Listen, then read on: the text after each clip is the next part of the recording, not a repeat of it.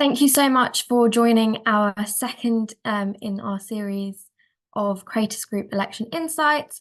I'm going to start now. Today, we're going to be talking about the rise of the Reform Party and the future of the Conservatives. So very, very juicy topics this morning. And I'm going to be joined by Dan Humphreys, who's our director in our public affairs team, and Osman Dervish, who's an associate director in our London planning team. So I'm going to be handing over to Dan to talk a little bit more about the Reform Party and what the future looks like. We will be taking questions. So to ask questions, we'll take those at the end. You do have to unmute yourself. So please do that when you do have a question. So yeah, I'll hand over to Dan.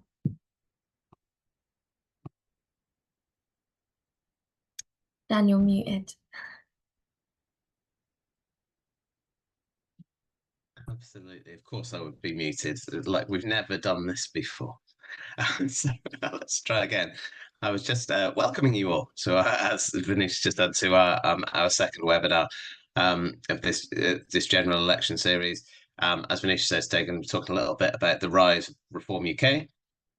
We have done an insights report on this. If anybody wants that to let us know, but that was all published before the election. It was based on a lot of polling of parliamentary candidates. Our own Jenny Riddell Carpenter led on that, and the report mainly on the views and policy asks of Reform UK candidates. I won't touch on that now. It's a very informative read. What we'll focus on now really is the rise of UK Reform UK, first Freudian slip there, and what that may mean both for the general election and how that affects and what may happen with the Conservative Party post general election. Firstly, it's now been 6 days since our first webinar, which James led and spoke about all that's happening, particularly around the Labour Party and the fact that we are now in a position where we're expecting a very big majority for the Labour Party. Nothing really has changed in the last 6 days, if anything. Thanks to stories about members of Parliament and officials within the Conservative Party putting bets on the dates of the general election. That's just been embedded ever further. This is one of those stories that now does seem to be gaining traction. We've talked to people who are out canvassing. It was interesting that the D-Day stuff with Sunak leaving early there perhaps didn't take hold in quite the same way. According to people who are out on the doorsteps, this one is. People are telling us that this one is, that they're out, and there is a real sense of, perhaps like the expenses scandal, like Partygate, that there's a real sense of some people in government feeling that there's one rule for them, one rule for everybody else, and that is now cutting through and taking hold a bit. So since I can confirm that. Go on. Oh, jump in. So I know. I was just going to say I can confirm that absolutely. I was out knocking on doors this weekend in three-way sort of, well, someone said maybe potentially two-way, but three-way marginal seat of Thurrock, and in sort of that area, and that was very much the sort of one of the big talking points on the doorstep is particularly about the betting scandal. It's very interesting that sort of people have, people in that particular area, which is a very sort of working class area that voted 2019 very much for the Conservatives. They're not rushing to vote for Labour, but they are very upset with the Conservative Party in terms of this particular betting issue on the doorstep. And as you say, a lot more so than the D-Day. The D-Day issue was just fading away, and then this was brought up in people's minds. So it's sort of been a tough knock on the door over the last weekend.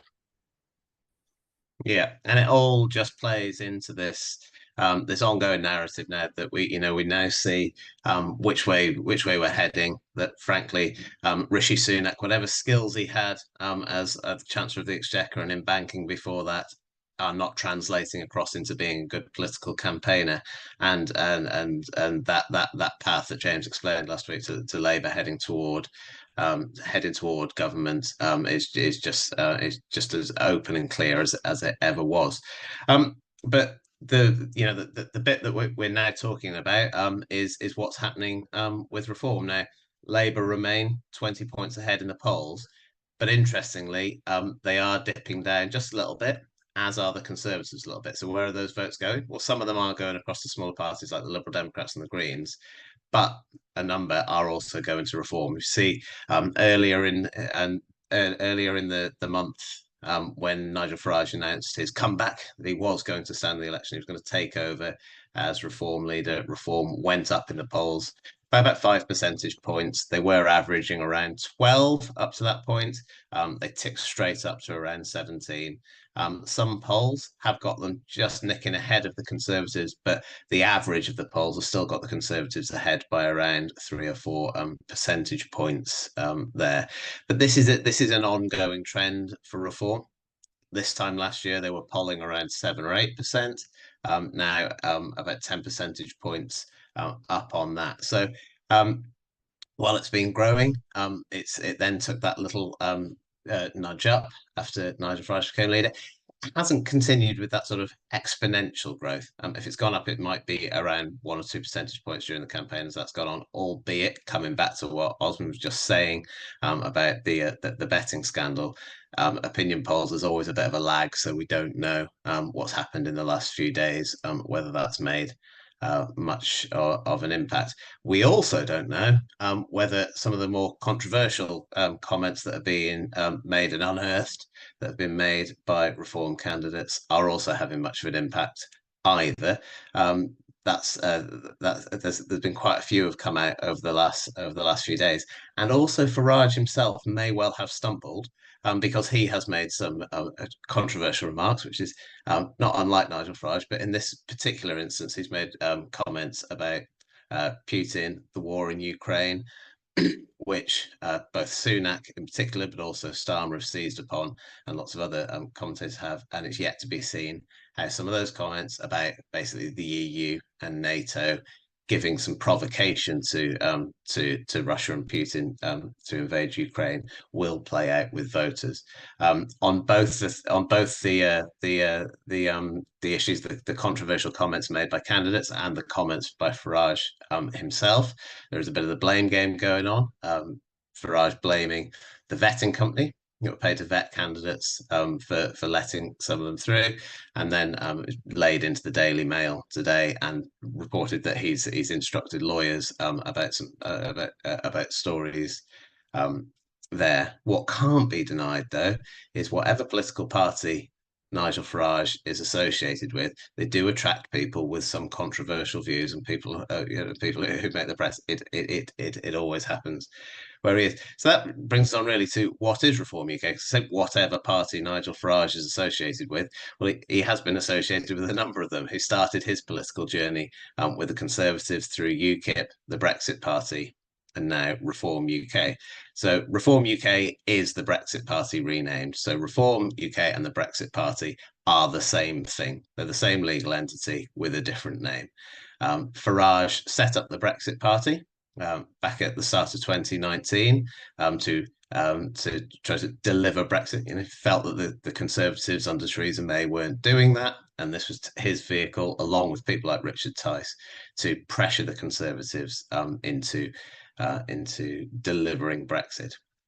That is different to UKIP, which was a party that predated Nigel Farage. Nigel Farage joined UKIP and rose to become an MEP and the leader of UKIP.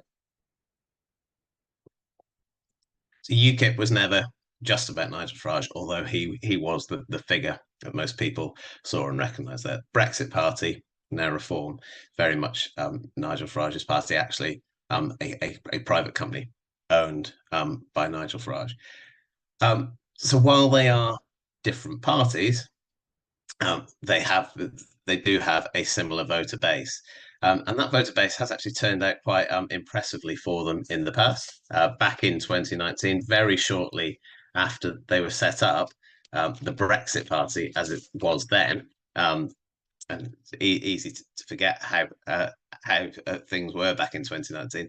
The Brexit Party actually won 29 seats in the European Parliament elections, and just over 30% of the vote, just shy of a third of the votes cast across the whole of the UK election, putting them top of the poll in that national election. The best results there were very much down the east of England. So northeast was their best result, over 38%. followed by East Midlands on 38% and the East of England on 37%. And there's still a very sort of identifiable down the East of England tilt toward First Brexit Party and now Reform UK. They are much less popular in Scotland, where in the EU Parliament elections in 2019, Brexit Party just won 1 of the 6 seats, and also in London, where they won 2 of the 8 seats, mainly based more on sort of the outer boroughs, which perhaps I do identify more with counties like Essex and Kent anyway than London, which are still part of that eastern strip of England. And just a few months later, there was the 2019 general election, in which the Brexit Party absolutely sank in the polls. They didn't win any seats, and only won 2% of the vote in that election. So it was a massive swing away from them, albeit should be stressed, they didn't stand candidates in the 317 seats that the Conservative Party was defending in that election. And that could be very, very important and crucial in this election because in a bunch of those seats, the Conservatives obviously held, but they did lose votes to, or the Liberal Democrats in particular gained across a lot of home counties and the southwest of England. The Liberal Democrats made some gains, which means that even if the Liberal Democrats just hold their vote, there's a real possibility now for Reform candidates to come in, sweep up a bunch of the votes that went to the Conservatives last time, and benefit Liberal Democrats in the home counties and the southwest, and Labour across the east of England, and help them come in. So, who are these voters who are voting firstly for UKIP, then for Brexit, and now for Reform UK? Well, their values are right wing. They are generally right wing, especially on cultural issues. And you'd see both Nigel Farage and others in his party lean into a lot of these cultural issues when they're being interviewed in their manifesto. They lean into a lot of these things, and that really does appeal to them. Their voters are Eurosceptic, and Brexit really isn't being mentioned in this general election. But there's still that Euroscepticism there, and they are anti-immigration. So again, UKIP proposing things like net zero immigration. Very hard to see it being delivered, but very much appealing to voters who are anti-immigration. But, and here's a big but, it's not so clear where their voters sit on economic matters. So economically, Nigel Farage is right-wing. He is an economic liberal, would class himself, I think, as a Thatcherite on economics. The voter base isn't so much. And again, if you look at the Conservative manifesto that swept across all of these seats that we're talking about in 2019, it wasn't so much an economically liberal platform. It appealed very much to people who wanted state investment in their areas. It talked about investment in new hospitals, employing more police officers, doctors, and nurses. It talked about levelling up, so investment in their communities. And that's something that we do see across some of the more right-wing populist parties in Europe as well. So right-wing with regard to cultural issues, but not necessarily so much on economic issues, which is where there perhaps there isn't the same defining line for Nigel Farage and others. So we've been through a bit about where they're popular and why they're popular. Vanisha, were you about to jump in? I am. I'm just gonna quickly, just conscious of time, so I'm just gonna put some questions to both you and Oz about reform and where we're heading. How does the current Conservative Party leaders, in terms of Rishi Sunak, some of the current MPs, how do they view the sort of legacy and influence of the Reform Party, and what impact do they think it will have on some of the MPs? They think obviously it's predicted that Reform will get around 5 to 7 MPs in this election.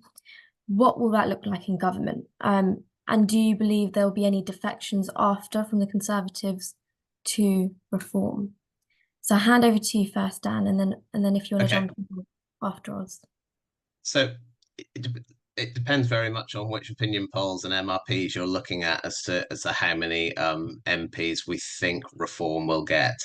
I'm not going to go out on a limb and make a prediction there, but I wouldn't be surprised if the number again is zero. I wouldn't be surprised if even Nigel Farage doesn't win Clacton this time. He's come close to winning parliamentary seats in the past, but never actually got over the line. Equally, we see all these different swings in parliamentary results over recent years. I wouldn't be surprised if those numbers did come about. So we don't know yet exactly how many they will get. What we do know absolutely for certain is that in a rise in the reform vote harms Conservative candidates more than it does any of the other parties. And as I've said, it's actually helping the other parties, particularly in the 317 seats where Brexit didn't stand last time. That's where they will be helped. And what it will do, and we'll come on in a moment to post-election scenarios for Conservatives, what it will do is, frankly, it will embolden the right of the Conservative Party to say, look, this is where we need to be. And those candidates from the right of the Conservative Party, people like Suella Braverman and Priti Patel, who may stand for the leadership of the party next time, it will give them an argument to say that this is where we need to be. We need to be making common cause. But there will be a whole bunch of other leadership contenders who will be anathema for them. And we've heard over the weekend James Cleverly, who I don't think will be a leadership contender. He said it's not necessary for him, saying that there is no place in the Conservative Party for Nigel Farage, and that we absolutely shouldn't be doing deals with him. And David Cameron said similar over the last few days. Oz, do you have any more on that?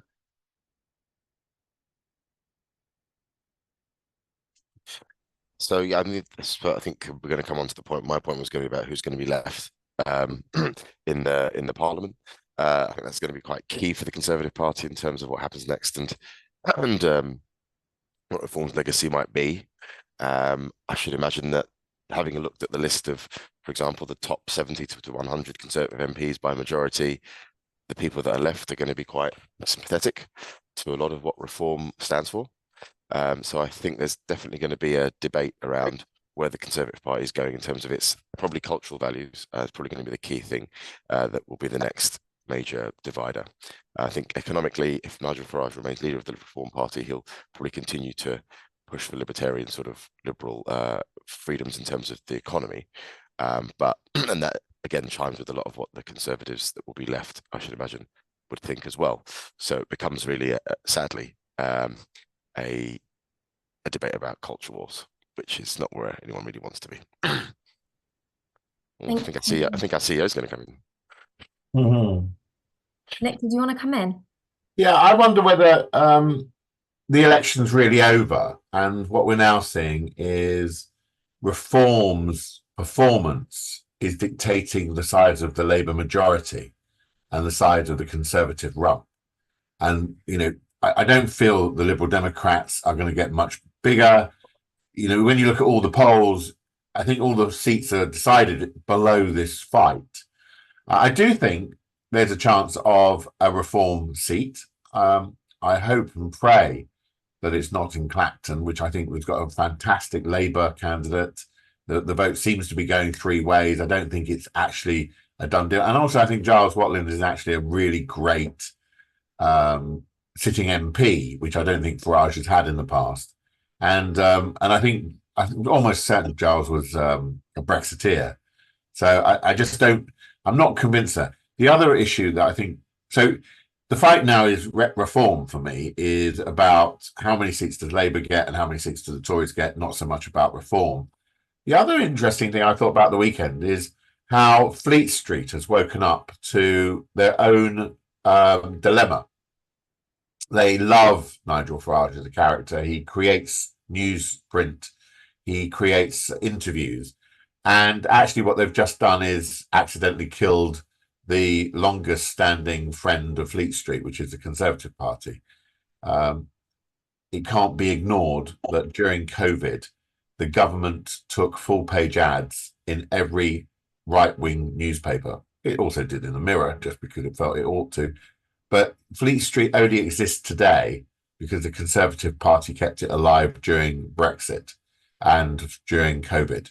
So I think there will be a massive squeeze on the reform, and that will be the only saving grace to the Conservative Party. The more the squeeze, the less people move to Labour. Do you think that's true? Do you think that's a runner? I'll take that as a question to me. I do. The one caveat I would put on that is that the influence of Fleet Street is not what it was. So the influence of Fleet Street is not what it was in the 90s when, you know, the headline, it was the Sun what won it, actually was a credible headline. You know, it was a genuinely credible headline to say that the Sun, when it did the splash on Neil Kinnock with the last person to leave Britain, please turn out the lights. It was a credible claim to say that that's actually what swung the election at the last minute. No newspaper can make that claim credibly at the moment because the influence is weighing so much more influence on social media now. So you're absolutely. So I completely agree with everything you say, Nick. I'm just putting that caveat on it that and actually, Dan, I actually think that's going to be one of the headlines from this election. Fleet Street's influence. Rupert Murdoch no longer calls this country's political direction of travel, and that is something that Brexit broke. Yeah. Because you link back to Brexit, there was still great influence of the newspapers. You know, the Evening Standard is not going to be printed in London. You know, the hold of the media has finally been broken. I think that will be whatever you go on about the Tories losing this and everything else.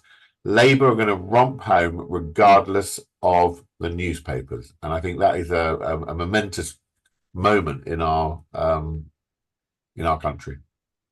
Yeah. Thank you so much, Nick. Does anybody that has joined have any questions? Duncan? Thanks, Vanisha. I just wanted to ask those campaigning, I suppose, on the Blues, well, actually everyone who's campaigning, everything I'm hearing from people I know up and down the country is that there are now seats with Conservative majorities of between sort of 20 and 25,000 that are being classed as battleground seats. And that's where the leaders on both sides are now doing their campaigning. If those go down, we really are looking at a Conservative presence in Parliament, probably about 50 seats or less. Is that what everyone is experiencing? Because that really is existential, if that is correct. Dan, over to you. Yeah, so I can do that. I haven't done as much door knocking this time as I necessarily have in the past, but I have been out and done a bit with some MPs, mainly scattered down in the southeast, and I'm finding, and I think most other Conservatives are finding, and actually I think a lot of people are canvassing for Labour and the Liberal Democrats around the same patch would say the same, that there's a very stark age divide at this general election that we've just never seen before. If you knock on a door and someone's over 60, even if they're not incredibly enthusiastic about the Conservatives, it does seem that they're winnable, and you can talk them round relatively easily. If you knock on the door and someone is under about 50, expect to get that door slammed in your face if you're wearing a blue rosette. And I don't think I've ever seen it quite so stark. But then how that translates into terms of what's happening in the election is, I think, it's just depending where individual canvassers have been spending their time, and some again, from the Conservatives' perspective, are coming back feeling quite chipper. So that was quite a good canvassing session. You know, that all felt all right. Others who I'm talking to are saying they've been out all day and had a dreadful day, and showing me figures that, you know, show that the end is nigh. Interestingly, talking particularly to Labour canvassers, they're finding a similar thing, and I'm still not having conversations with friends and colleagues in the Labour Party, and perhaps we'll hand over to a couple in a moment, where they're finding massive enthusiasm on the doorsteps for Keir Starmer and for the Labour project. Now, you don't need people to vote enthusiastically. It doesn't matter how hard they push down when they put that cross in the box; it counts as one vote. So that to an extent doesn't matter. But I think in terms of how some canvassers are coming away from the sessions, they're not that they are sort of registering that there still is that enthusiasm's not there. I'd be interested to hear what either Vanisha or James. Can I just quickly come in? Just Yeah, very, of course. with Yeah. just experience from the weekend, really. I think you're right, Dan, in terms of I mean, I've been in areas where Conservatives are hated, and I've spoken to people who have been campaigning in times when the Conservatives were not popular, particularly leading up to 97, people being chased off of, really, really despised as Conservatives. That's not what the feeling is that I get. It's mostly a frustration with politics generally. And I think it's about that message of change at the minute. They're sort of, if they could find a reason to vote Conservative, they might, but the Conservative Party is not giving them that reason. And that's the kind of key blocker in terms of knocking on doors that I've found. But I'll hand over to Labour colleagues. If they want to either of you. 1 second. Just a point more about the Conservatives than Labour. Yeah. To me, it felt like the biggest advocates for leave were David Cameron up until the calling of the referendum. And it feels like you talk, Osman, about the arguments that the Conservatives have given to vote Conservatives.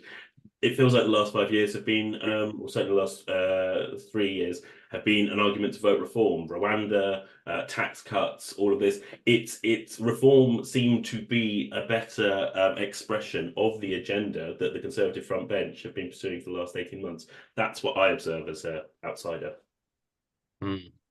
And I think so, and that perhaps brings us on to the future of the Conservative Party quite nicely, because I think you're absolutely right, and it's interesting that generally it's the current Conservative front bench who are the most sort of averse to any idea of having Nigel Farage sort of inside the tent, doing what he does rather than outside the tent. When, frankly, you're right, they have spent. With perhaps some honourable exceptions like Jeremy Hunt, they have spent the last 2 or 3 years trying to out Farage. And if you have a look, and this now brings us back to the question for the Conservatives after the general election is: do you keep going down that track? Do you keep trying to out Farage? Do you try to win back those voters who've gone to Reform, who we know in the past have voted for the Brexit Party, have voted for UKIP, weren't the voters who took the Conservatives into government in 2010, kept the Conservatives in government in 2015? Or do you have a look at the other big problem that the Conservatives have got is that barely anyone under the age of 50 is voting for them. And even the ones that are wouldn't admit it to their friends and family. They wouldn't. There is a real issue here, and as you go down the young group, and the way to and those people, by the way, aren't going over to Reform. If you look at the age profile of people voting Reform as well, that drops every time you come down to the younger age groups. That doesn't. So if you want to win those voters back, you have to take another route. Now, Oz has mentioned a lot of this will depend on who's left over in the Conservative Party after the general election, and the MRPs are suggesting that it'll be anywhere between something as low as around 55 Conservatives MPs left to a high, and this is still a dreadful result of around 150 to 155 MPs after the election. And there's an extent to which we can overstate how much it will matter exactly who's left over. There will still be, if you have a look at the 150 seats with the biggest Conservative majorities, or even the 50 or 60 with the biggest Conservative majorities, if you were left with any of those, you would still have representatives from either wing of the Conservative Party, the right wing of the Conservative Party, the left wing of the Conservative Party. Ultimately, the members of the Conservative Party vote on who's going to lead the party based on the two candidates who are put through by the MPs. And the quick maths on that is that for a candidate to make the final two, they need the support of 1/3 of their colleagues. It sort of beggars belief that, for me anyway, I'd be incredulous that you wouldn't get a candidate from either wing based on that. That no matter who's left over, that someone like Suella Braverman or Priti Patel wouldn't get the support. One of them wouldn't get the support of at least 1/3 of their colleagues, but equally on the other side, that someone like Tom Tugendhat or Penny Mordaunt, again, if these people are still in the parliamentary party afterwards, wouldn't get the support of 1/3 of their colleagues, which would then go through to the membership. And then we're left to predict what the membership of the Conservative Party would do. They've only voted 4 times before to elect a leader. They've elected in those elections Ian Duncan Smith, David Cameron, Boris Johnson, and Liz Truss. Pretty diverse group of candidates of people that they brought there, but generally, I'd say 3 out of 4 times it's the candidate who's played to the right of the Conservative Party who's got through. But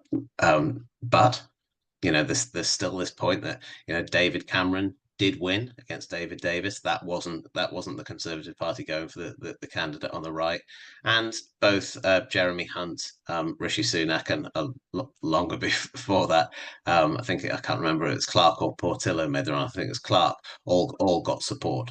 It will be down to the membership. Would probably predict someone from the right of the party would win that. Thank you so much, Dan. Thank you so much, Osman. Thank you so much, Nick and James, for all your insights. And thank you, everyone, for your questions. Obviously, we've still got one more election briefing next Monday at 8:30, so please do join. We are also partnering with Focal Data on the 1st of July from 12 till 1, where we are going to be sharing their insights into what they think the results will be of the election, and especially the polling of what some of the key sort of areas in the run up to the election and key sorts of issues are in the run up to the election, and we will be only a couple of days out. So everything is to play for still. It's going to be an interesting couple of days, but thank you so much for joining, and we look forward to seeing you next week.